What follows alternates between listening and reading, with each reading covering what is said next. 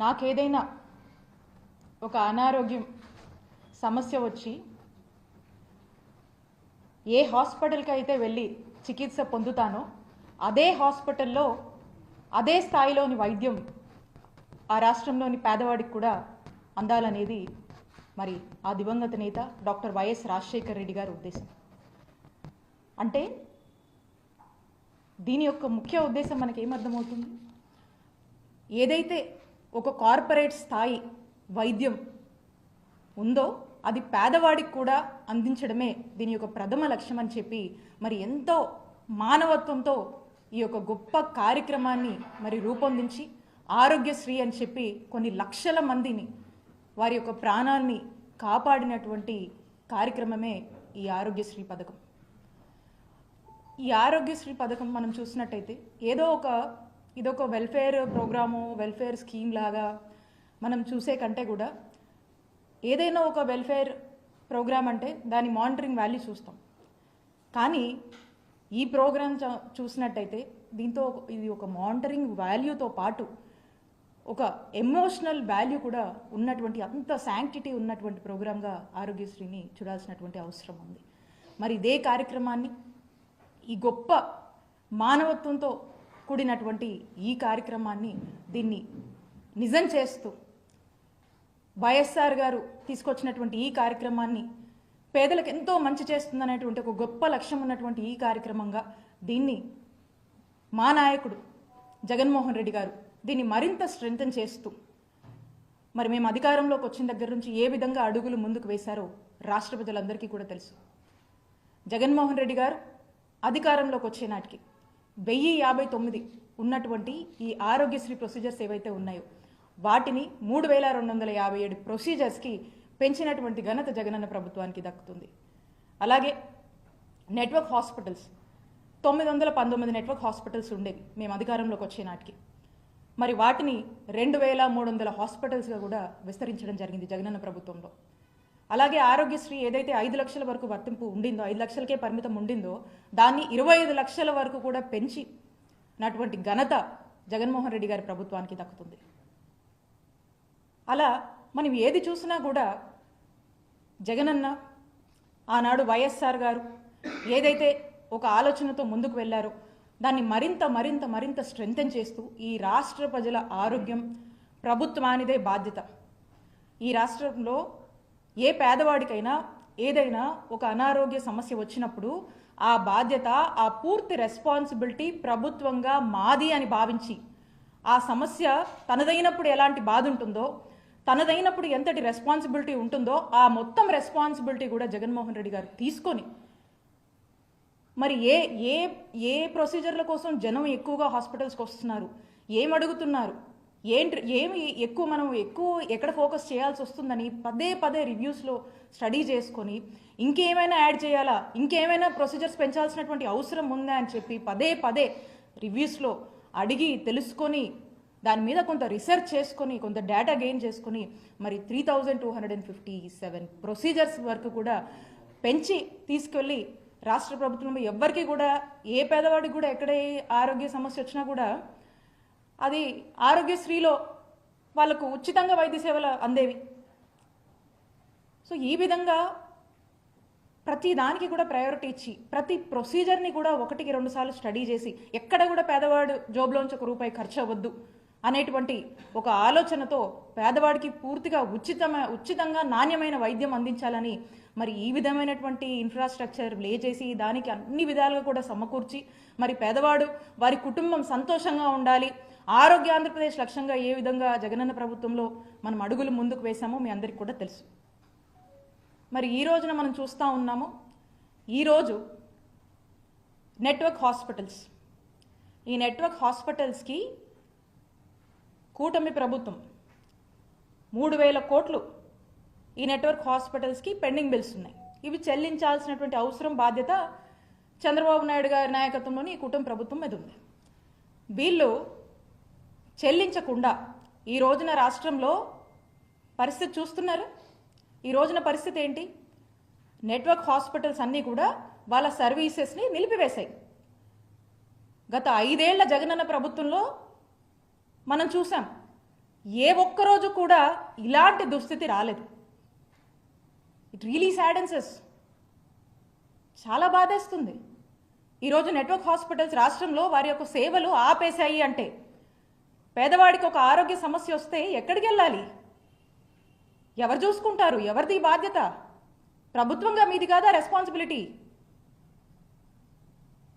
ఒక్కసారి రాష్ట్ర ప్రజలు ఒక్కసారి ఇది ఆలోచన చేయాలి.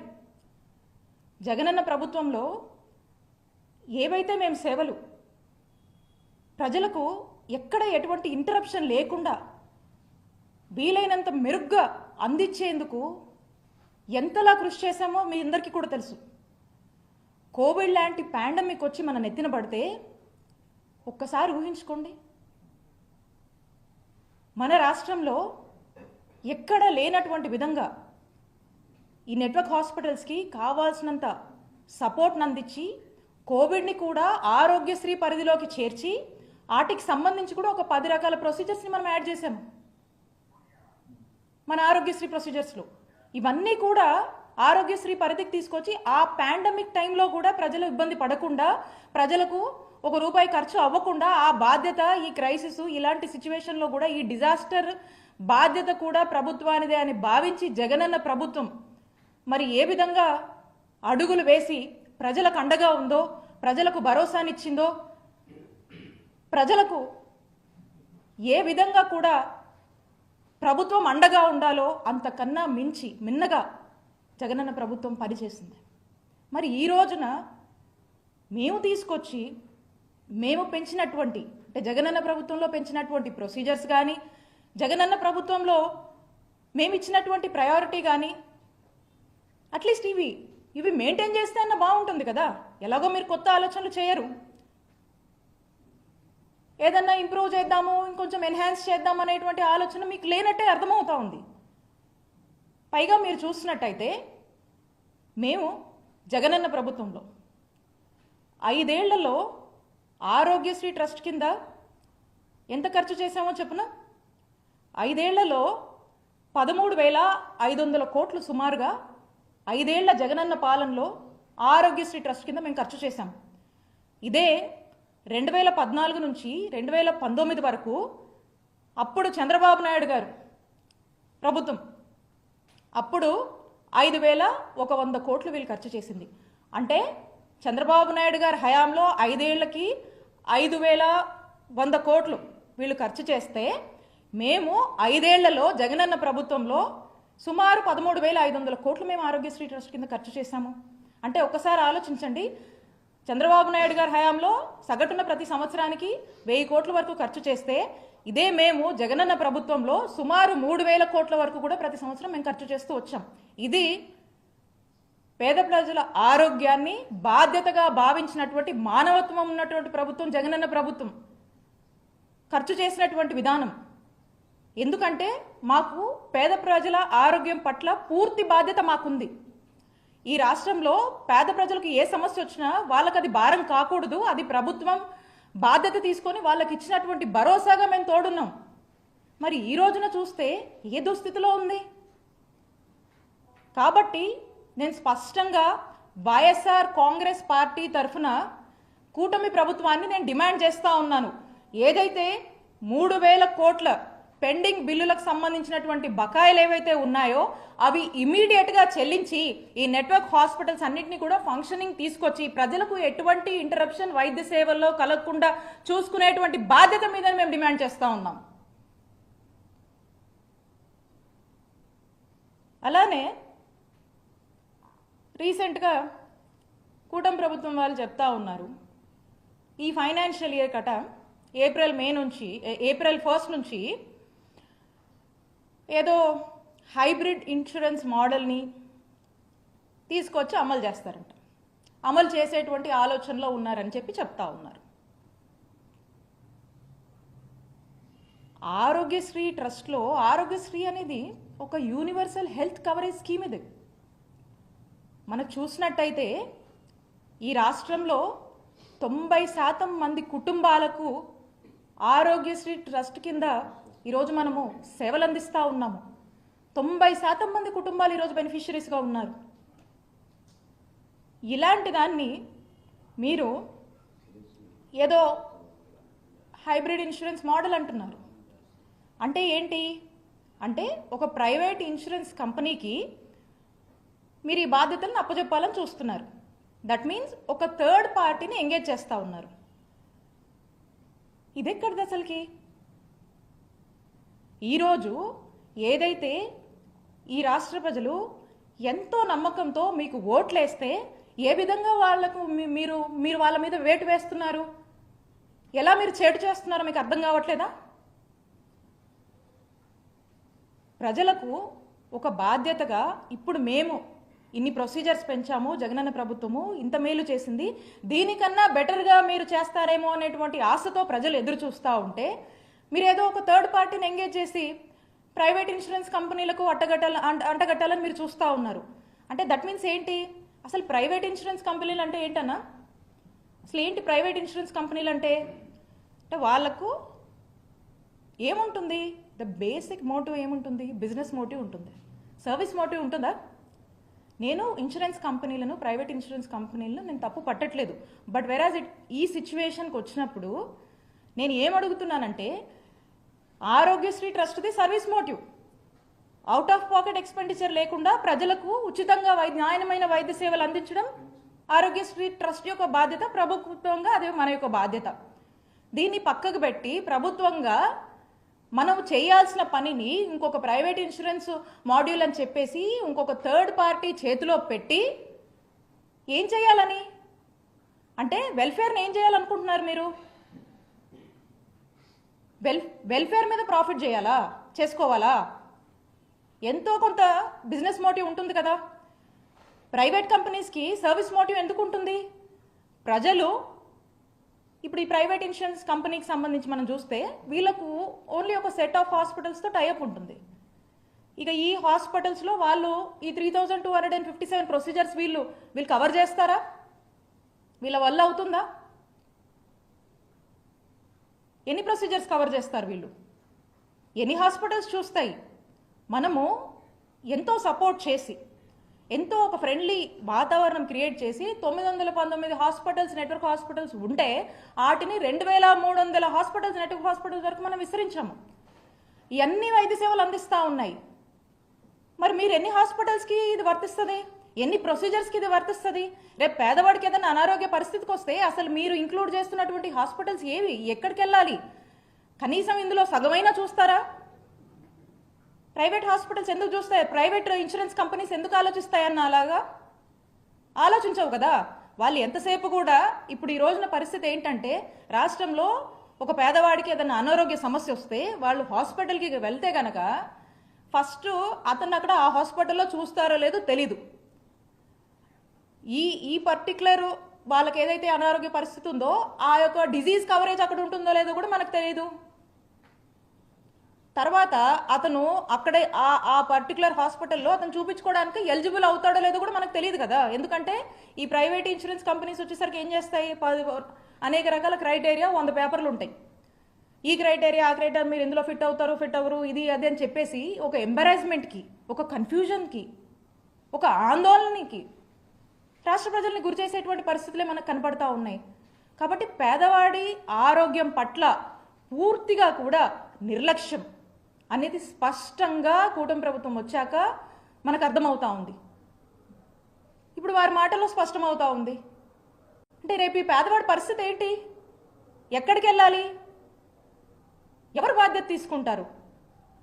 ఆనాడు వైఎస్ రాజశేఖర రెడ్డి గారు రాష్ట్రంలో ఉన్నటువంటి ప్రతి ఒక్కరిలో నాకేదన్నా అయితే మా ప్రభుత్వం ఉంది, మా ప్రభుత్వము నాకేదన్నా అనారోగ్యం వస్తే ఆరోగ్యశ్రీ కింద నాకు భరోసానిస్తుంది, నా కుటుంబ సభ్యులకు ఏదైనా అయితే ఆరోగ్యశ్రీ కింద భరోసానిచ్చి మేము ఉచితంగా వైద్యము చేసుకునేటువంటి అవకాశం మా ప్రభుత్వం కల్పిస్తుందనేటువంటి గుండె ధైర్యంతో పేదవాడు ఒక భరోసాతో ఉంటాడు. ఏదైతే ఆ భరోసా ఉందో దాన్ని బ్రేక్ చేస్తుంది ఈ కూటమి ప్రభుత్వం. ఈ రోజున ఆ కాన్ఫిడెన్స్ని కోల్పోతున్నారు ప్రజలు. ఈ విధంగా వీరు చేస్తున్నటువంటి ఆలోచనకి పూర్తిగా వైఎస్ఆర్ కాంగ్రెస్ పార్టీ అగేన్స్ట్గా ఉందని తెలియజేస్తున్నాం. We are against the private insurance hybrid model what you are looking at. మేము డిమాండ్ చేస్తూ ఉన్నాము, ఆరోగ్యశ్రీ ట్రస్ట్ కింద ఏదైతే 90% మంది కుటుంబాలని ఈ రాష్ట్రంలో కవర్ చేస్తూ అవుట్ ఆఫ్ పాకెట్ ఎక్స్పెండిచర్ లేకుండా పేదవాడు సంతోషంగా ఈ రోజున హాస్పిటల్కి వెళ్ళి ఎక్కడంటే అక్కడ ఉచితంగా వైద్య సేవలు అందుకునేటువంటి పరిస్థితుల్లోంచి ఇలాంటి ఊబిలోకి మీరు ఒక థర్డ్ పార్టీ ఎంగేజ్మెంట్ పెట్టుకొని అక్కడికి మీరు నెట్టేయడము, వాళ్ళకి ఎటువంటి భరోసాని కల్పించకుండా మరి ఈరోజు ఇలాంటి పరిస్థితుల్లో రాష్ట్ర ప్రజలను మీరు మిగిల్చమనే దానికి వీఆర్ టోటలీ అగేన్స్ట్. అలాగే ఆరోగ్య ఆసరా మీకు తెలిసింది ఒక గొప్ప కార్యక్రమం. అంటే ఒక రోగి సర్జరీ అయ్యి కోలుకునే సమయం ఏదైతే ఉంటుందో రికవరీ పీరియడ్లో ఆ యొక్క డాక్టర్ రికమెండేషన్ మేరకు తను ఆ రికవరీ టైంలో వేజ్ లాస్ అవుతుంది కాబట్టి పర్ డే 225 రూపాయల నుంచి గరిష్టంగా 5,000 రూపాయల వరకు కూడా ఆరోగ్య ఆసరా అనే పేరుతో ఫినాన్షియల్ అసిస్టెన్స్ మనం ఇస్తుంటాం. ఈరోజు దాని ఊసే లేదు. నోబడీ ఈజ్ గెటింగ్, ఎక్కడ లేదు దాని ప్రస్తావన. సో టోటల్గా కూడా ఆరోగ్యశ్రీ ట్రస్ట్ నిర్వీర్యం చేసేటువంటి కార్యక్రమం ఏంటండి ఇన్సూరెన్స్ మోడల్ అసలుకి? ఈ రోజున ఆరోగ్యశ్రీని ఆనాడు వైఎస్ఆర్ గారు మొదలుపెట్టిన దగ్గర నుంచి జగన్మోహన్ రెడ్డి గారి ప్రభుత్వం వరకు మీరు చూసినట్టయితే ఆరోగ్యశ్రీ ట్రస్ట్ని ఎంత ఒక ముఖ్యమంత్రి ఎంత స్ట్రెంగ్తన్ చేయగలుగుతాడో అంతలా ఆరోగ్యశ్రీ ట్రస్ట్ని స్ట్రెంగ్తన్ చేసినటువంటి ఏకైక ప్రభుత్వం జగనన్న ప్రభుత్వం అని ఎప్పటికీ ఎవరిని అడిగినా కూడా ప్రతి పేదవాడు కూడా చెప్పేటువంటి భరోసాని నమ్మకాన్ని జగనన్న ప్రభుత్వం కలిగించింది. ఈరోజు మనకు ఆరోగ్యశ్రీ ట్రస్ట్ కింద ఎంతోమంది ఎంప్లాయీస్ పనిచేస్తూ ఉన్నారు.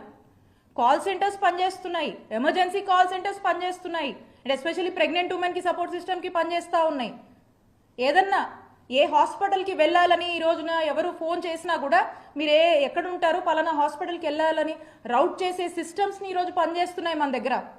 అలాగే ఈ అన్ని సిస్టమ్స్ మనం పెట్టినటువంటి సిస్టమ్స్ని మెయింటైన్ అండ్ మానిటర్ చేస్తున్నాం. మళ్ళీ ఇవి సరిగా పనిచేస్తున్నాయి మనమే ఒక క్రాస్ చెక్ మెకానిజం పెట్టుకొని ఇవి బాగానే ఫంక్షన్ అవుతున్నాయా, బాగానే పనిచేస్తున్నాయా, ప్రజలకి సరైన టైంలోనే అన్ని మనము అందించగలుగుతున్నామా, అంబులెన్స్లు కరెక్ట్గానే వెళ్తున్నాయా, ఏ హాస్పిటల్కి వెళ్తున్నారో అవన్నీ కూడా మనం ప్రాపర్గా ఒక గైడెన్స్ ఇచ్చి రౌట్ చేస్తూ దీన్ని మనమే మానిటర్ చేసుకుంటున్నాము.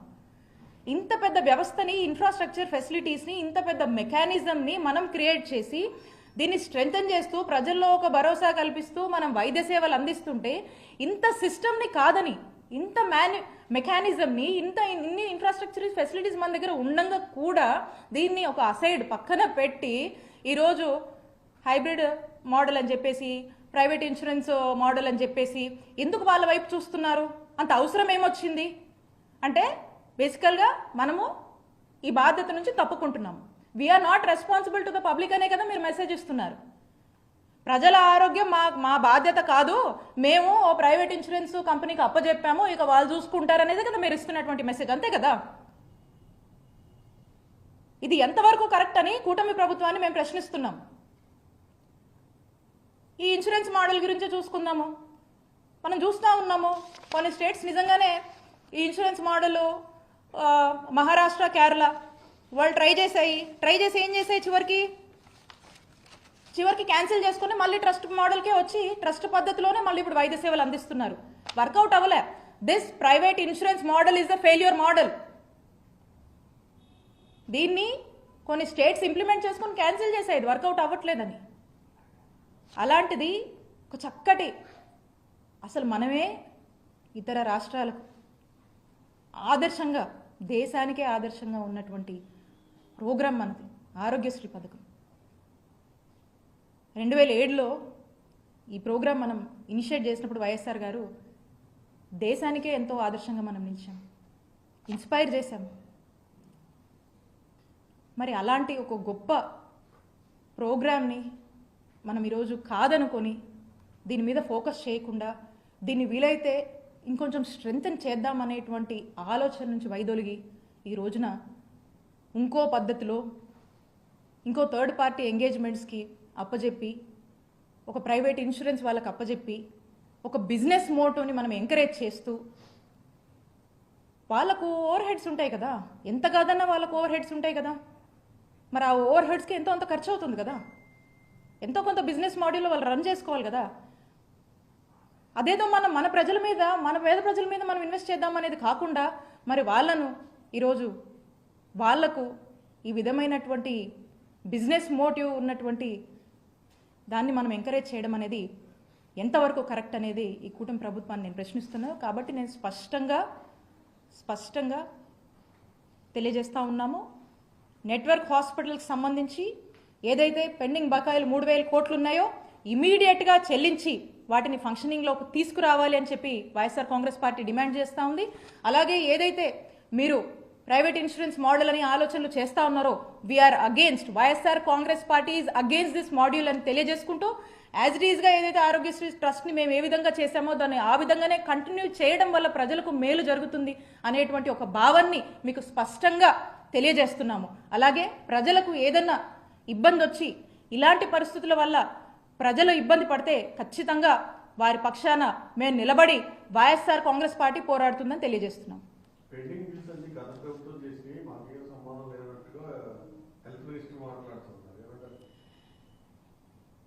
అన్న మీ అందరికీ తెలుసు, అంటే మేము వైఎస్ఆర్ కాంగ్రెస్ పార్టీ జగనన్న ప్రభుత్వము అధికారంలోకి వచ్చినప్పుడు అంటే 2019లో మేము వచ్చినప్పుడు 632 కోట్లు అంటే గత ప్రభుత్వం ఏదైతే వారి యొక్క బకాయిలు ఉన్నాయో 632 కోట్ల బకాయిలు మేము కట్టాము. మేము అధికారంలోకి వచ్చిన వెంటనే మేము కట్టి తర్వాత ఇది కంటిన్యూస్ ప్రాసెస్ ఇంకా వస్తూ ఉంటాయి.